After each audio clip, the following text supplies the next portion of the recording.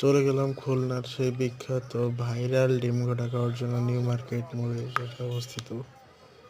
তো ডিম গোটা বানানোর জন্য সবার প্রথমে এখানে দিয়ে দিল পেঁয়াজ এবং মরিচ কুচি। তো তার ভিতরে একটু দিয়ে দিল বিট লবণ, তারপর ছড়ি দিয়ে একটু নাড়িয়ে চাড়িয়ে এর ভিতরে দিয়ে দেওয়া হয় সেই ডিম গোটা।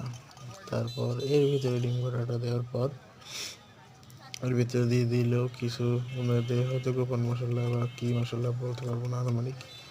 তারপরে এর ভিতরে দিয়ে তারপরে ডিমটাকে সুন্দরভাবে চপ করে নেওয়া হবে।